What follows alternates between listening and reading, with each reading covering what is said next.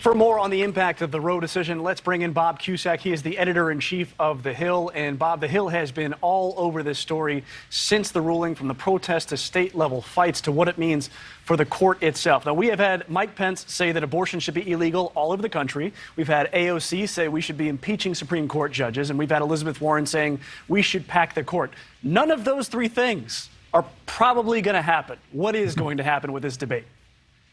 Well, now states have to decide what they're going to do, and that's going to really depend on the makeup of that state, whether it's blue, whether it's purple, whether it's red, meaning very conservative. And in those red states, they're going to have to decide, states are going to have to decide what is the punishment. Are they going to go after doctors? And then we saw that being floated over the weekend by South Dakota Governor Kristi Noem, who's thinking about running for president.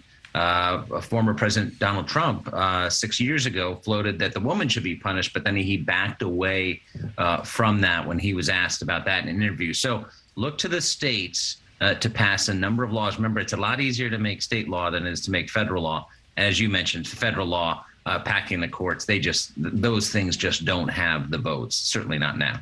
Okay, so this battle then fragments. It becomes, instead of one federal battle in one court, it becomes 50 battles at state houses and state courts, as well as federal appeals courts, certainly. Now, this comes with midterms coming up in November. There's a lot of focus on suburban mom voters, but is this decision on this court, is it going to outweigh things like gas prices, inflation, and crime concerns? Or will it change votes for women in places like Louisiana or Arkansas or Mississippi, places that are tried and true conservatives, but you might find some suburban mothers that say, hey, if this is the party that supports this ruling, then I'm going to go somewhere else? It could play a role. I don't think it's going to overshadow the economy, which always dominates, especially when inflation is so high and gas prices are so high. But this is going to play an impact because, as you mentioned, the suburban vote's very important. Joe Biden won that basically in 2020. But when you fast forward to 2021, the governor's race in my home state of Virginia, that didn't work. So, as far as what's going to happen going forward, I do think that it's going to be a flurry of state activity, and you're going to see a lot more money, a lot of money goes into Washington lobbying. You're going to see a lot of state lobbying as these laws get crafted.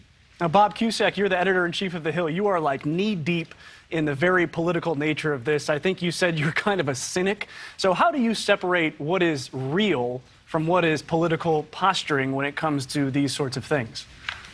Well, remember, you have a lot of politicians who are thinking about running for president in 2024, and I'm including Democrats on that because there's a lot of speculation about whether Joe Biden will run for a second term. And if he doesn't run for a second term, Kamala Harris is not going to have the field to herself. So you're seeing, whether it's on the left or the right, firing up the base, raising money, making the case if you want to change these laws, well, then you need to elect more Democrats or more Republicans, depending on your point of view. But what can actually happen now? Well, this policy wasn't overturned easily. It was 50 years in the making, and Democrats are going to have to get more Supreme Court justices. And really, remember, this goes back to the 2016 election. Donald Trump beat Hillary Clinton, and he got 3 Supreme Court justices on the court, and that's made the difference. Elections certainly do have consequences. That is Bob Cusack. Thank you very much for your time.